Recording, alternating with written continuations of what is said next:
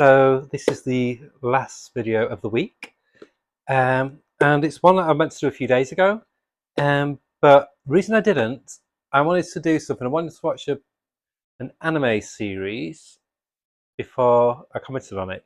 And the reason I wanted to do it was the anime series in question is Cyberpunk Edgerunners, and this is a manga set in that universe, and so it's Cyberpunk Edgerunners Madness, and this predates the anime, so they kind of done it backwards. So this basically focus on two of the characters who appear in the series who want to be Edgerunners. Edgerunners are basically like badass hitmen stroke, do errands for like the mob bosses and stuff. And this basically fleshes out their characters. I'm only up to episode 5 on Edgerunners, and they've only got like a small part at the moment. But this is written by God, Bartosz Stybor, who writes a lot of the Cyberpunk 2077 ongoing regular series from Dark Horse. So that's kind of good because they've got the same voice basically in the series, but the art is by a mangaka called Asano, and they're really, really good. It's like a more clean lined Ghost in the Shell, and they open up with some color pages, and it basically opens up showing these two characters when they were young. Their dad was an Edgerunner. And again, like I said, the artwork is so clean.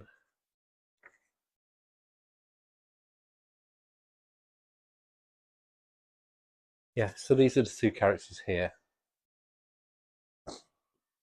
And there's an ongoing gag initially about this homeless guy who keeps on calling him homeless because he basically lives in his car.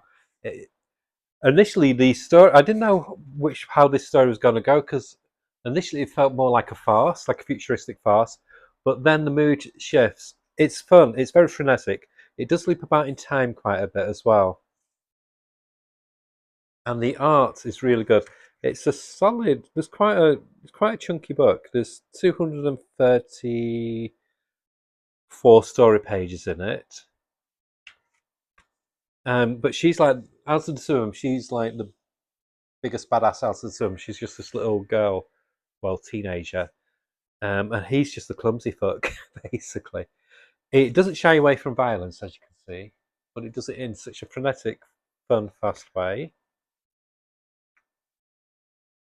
And I did a nice little tribute to Akira there. I did watch the anime, or started to watch it about a year ago, and I just gave up because I was thinking, what's going on here?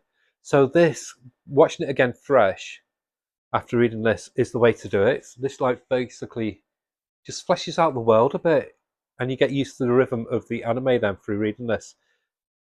Because I've played the game badly for a little bit, and the Edgerunner anime felt very different. But to be honest, now that I've read this and now that I've watched 5 episodes of the anime, I think I actually prefer this version of the Cyberpunk universe to the more, I don't know if to say serious, but the more like canon version what you get in the game and in the other graphic novels what Dark Horse do.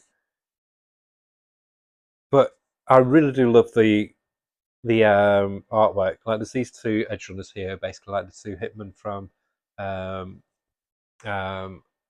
Pulp Fiction. But they don't last for long, thanks to her. Like I said, she's just a little psychopath.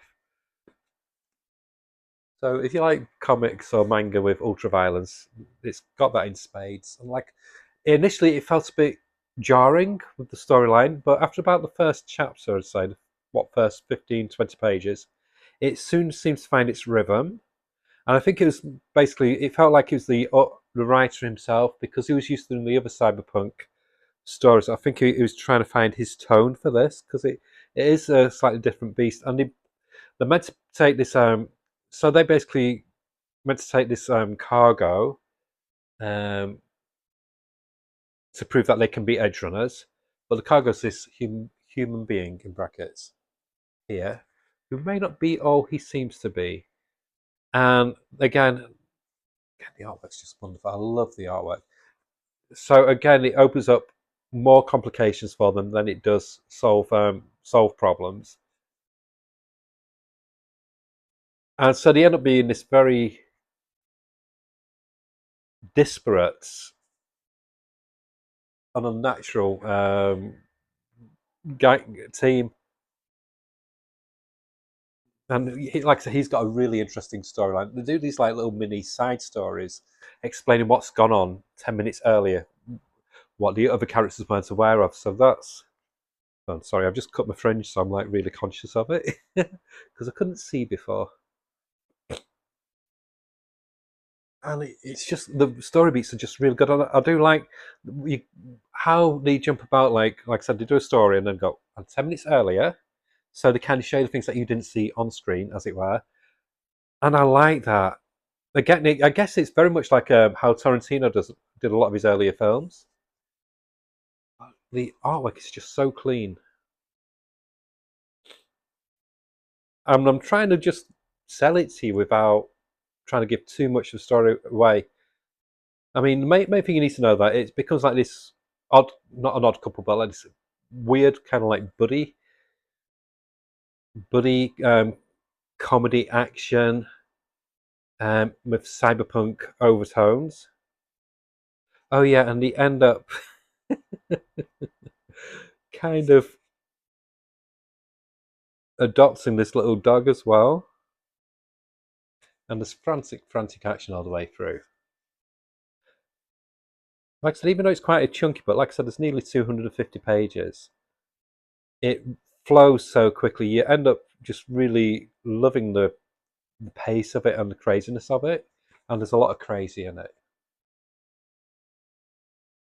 And it finishes on a fantastic cliffhanger where you want to know what's going to happen next. And that's right. I have no idea when the next volume's coming out. Hopefully not too long a wait. I do highly recommend it. I'd give it a solid yeah, I'd say a solid 7.5 out of 10 because I think it'll get even better with the next volume. But it does, as the story progresses, you do get an inkling of who the characters are and you start getting attachments to them for different reasons.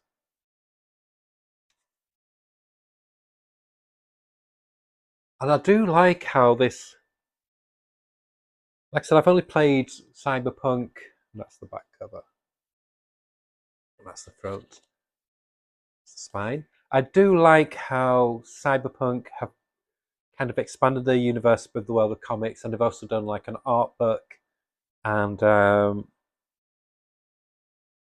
novel as well. But what I like is how you don't need to play the game to get into the universe. I am going to get the omnibus of the mainstream version, not the manga version, but the mainstream version of Cyberpunk as well, because it does look good. There's some nice art. There's some great, good writers, and I think Dan Watters does a story arc as well. But yeah, I think because normally I'm not a big fan of comic spinning off from games, but this just feels different. It's got very much like a more punk. It's like basically like a punkier version of Blade Runner, with trappings of Ghost in the Shell, things like that. It's it's a fun universe, and like I said, there's only been one volume so far. It's $14.99, but like I said, you do get nearly 250 pages.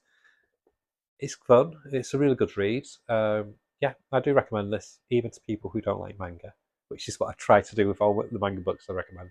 So yeah, you want something a bit different, but something that can be read in an hour or two, you can't go wrong with this. It's nice, easy size to carry about as well.